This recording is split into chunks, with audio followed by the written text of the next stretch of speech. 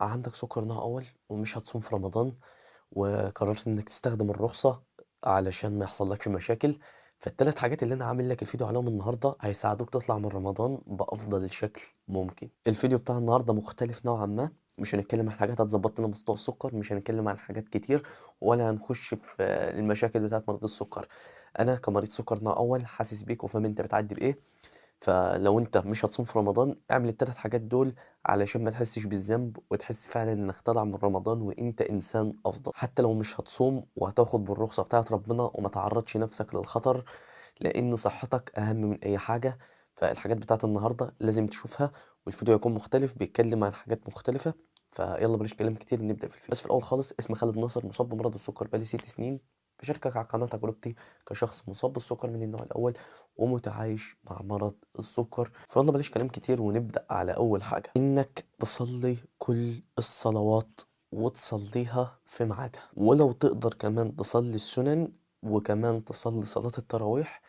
ده هيكون شيء ما فيش احسن منه، والحاجات دي انا بعملها، انا مش طالع انظر عليك، انا بعمل الحاجات دي. لو مقصر فيها، لو بتاخر في الصلاه، فبرضه الفيديو طالع يذكرني، انا مش طالع انظر على حد. فتصلي كل الصلوات وتصليها في ميعادها. ده هيكون خير كبير ليك جدا، وهيريح قلبك وهيخليك تاخد حسنات من عند ربنا كتيرة.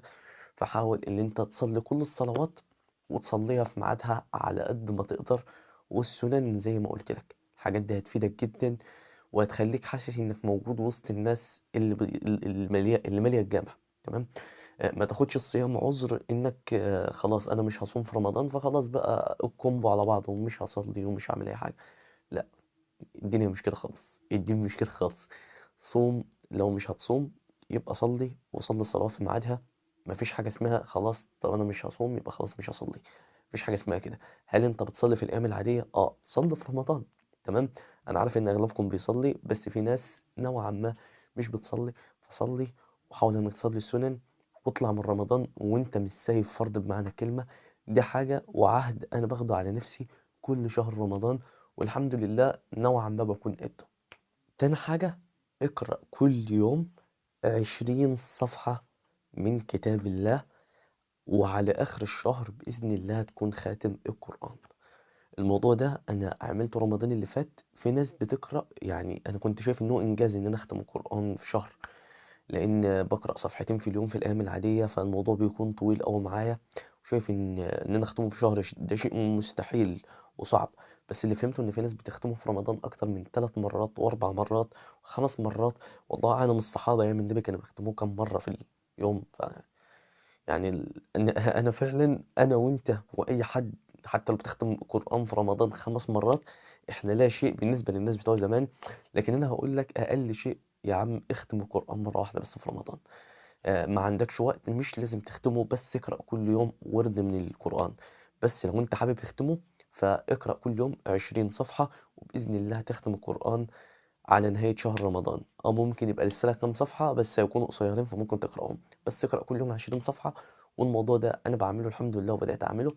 فحاول إنك تقرأ كل يوم 20 صفحة علشان على آخر رمضان تكون خاتم المصحف بإذن الله. وافتكر إن كل حرف من القرآن حسنة. كل حرف من القرآن حسنة. ودي حاجة يعني والله يعني ربنا كريم قوي، يعني ربنا كريم قوي. قرأت حرف حسنة، هل أنت مستوعب؟ ربنا عايز يدخلك الجنة يا باشا. فاقرأ آية واحدة هتاخد منها حسنات كتير. آية. فعايزك تستوعب. فاقرأ كل يوم حتى لو صفحة واحدة بس، إنما لو أنت هدفك إنك تختمه 20 صفحة في اليوم، لو ما تعرفش المعلومة دي. تالت حاجة، الفدية في حالة إنك مش هتصوم تاني. تمام. ايه هي الفدية؟ ان انت تطعم كل يوم عن كل يوم فطرته مسكين. تمام. ده اللي انا بحثت عنه. تمام. انت ابحث اكتر واسأل شخص موثوق. بس حبيت اعرفها لان في ناس عندها سكر وما تعرفش الموضوع ده. في ناس عندها سكر وعارفة ان هي مش هتصوم، زي مريض السكر النوع الاول اغلبهم احتمالية ان هم ما يصوموش تاني لان هم عرضة للمخاطر احتمالية كبيرة. ففي حاجة اسمها فدية، لازم تخرج عن كل يوم بتفطر عليه. ففي حاجة اسمها فدية، واللي هي بكل بساطة انت بتخرج او بتطعم مسكين عن كل يوم. طبعا لها جرامات معينة، ممكن تكون بالرز، ممكن تكون طعام مسكين. ايا كان اسأل الشيخ. بس انا حبيت اضيف لك الحتة دي لان في ناس كتير ما تعرفش الموضوع ده. وفاكرة ان هي خلاص عادي انا عندي مرض مزمن فمش هخرج فيديو. بس الموضوع مش كده، وانا زيك اتفاجئت، لان انا اول ما اكتشفت ان انا عندي سكر ما كنتش صمت، وما كنتش عارف يعني ايه فيديو، ما كنتش عارف يعني ايه حاجه. بس ان شاء الله ربنا يسامحني، لان انا كنت تحت السن، كان عندي حوالي 14 سنه او حاجه زي كده. فصراحه والله ما كنتش اعرف.